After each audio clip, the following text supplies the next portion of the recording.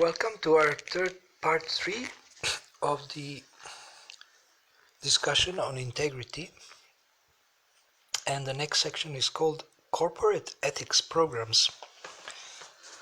So in this age of quarrel and hypocrisy, Kali Yuga is called the age of quarrel and hypocrisy. We have something that we will just talk about. With so much talk about integrity and ethics, why are breaches in ethics, both individual and corporate, all too common?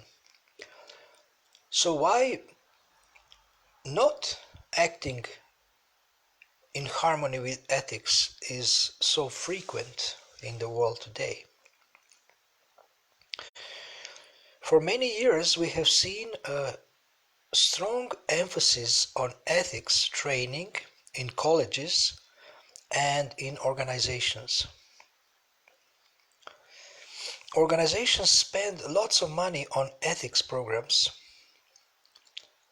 or ethics education and training. Sadly, according to one recently retired ethics director, he said, some executives are concerned primarily with public image and perceptions. In fact, the ethics program is often started as a response to public outcry or internal inquiry. Ethics directors serve as a point of contact for whistleblowers and for unempowered and uninformed individuals who don't know how else to get a problem resolved. When leaders justify the means by the ends, people pick up the signals. In other words, people will see when leaders are not consistent. They note who is hired, promoted, and rewarded, and why. They see who gets away with murder and who condones inappropriate behavior. Having an ethics program may make people more sensitive to such issues as sexual harassment or sexist language, but they rarely stop or even slow the avalanche of unethical behavior. In fact, the program may just drive unethical behavior further underground, making people even more devious.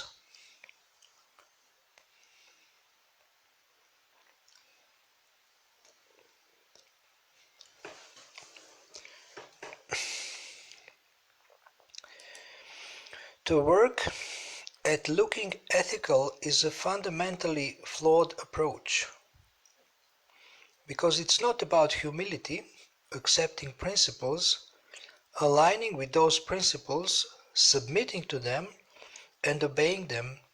It's more about pride, having some compartment inside a person or an organization called ethics or values, but not deeply integrated. As universities and corporations add classes or offices dealing with ethics, people begin to see issues through that departmental frame of reference rather than having their perspectives governed by a universal frame of reference or framework of integrity through which they see everything. The ethics dilemma is analogous to the quality dilemma. You can have a so-called department of quality and think you've done the job. You can't add quality to a product after it is finished. Rather, you have to design and build it in from the beginning, seeing everything you do through the lens of quality. Likewise, you can't inspect in ethics. When everybody accepts personal responsibility to behave in ethical ways, you hardly have to think about it, because ethical behavior is your nature, not the responsibility of some artificial department down the hall. When leaders are open and exact in their observance of ethical codes, they inspire others to do the same. One leader, when stepping down as president of a large university, was commended by the chairman of the board. A few reach the pinnacle of professional or social or financial success through devious means.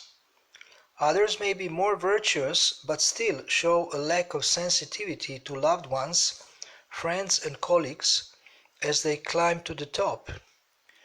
Those who combine honor, integrity, devotion and sensitivity to family and friends are rare indeed.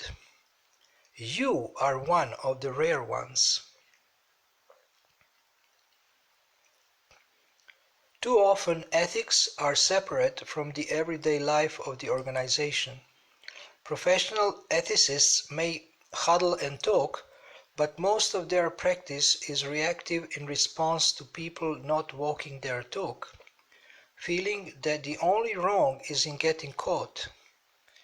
They may handle a complaint to allay a lawsuit, but they are not preventative or integrative. As long as there is a great disparity between the corporate ethical stance and the individual behavior, the individual will feel no obligation to live by corporate ethical codes.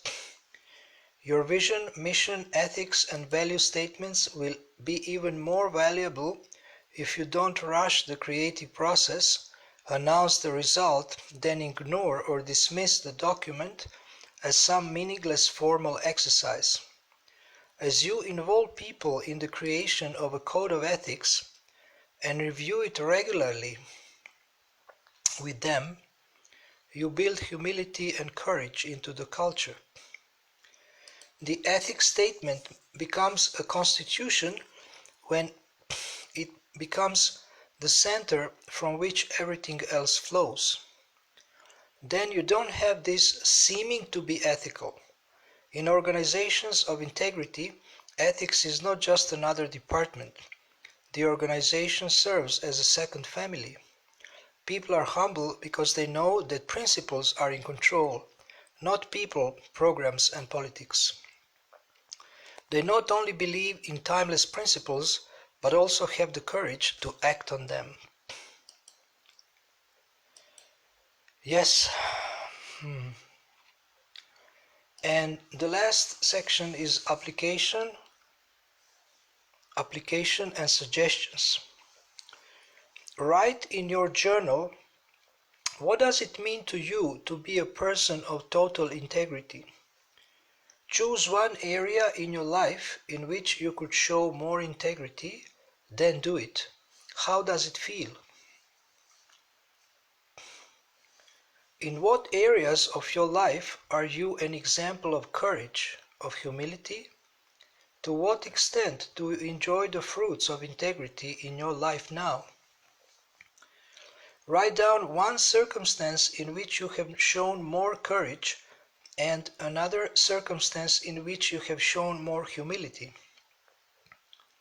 Write down one circumstance in which you could have shown more courage and another circumstance in which you could have shown more humility.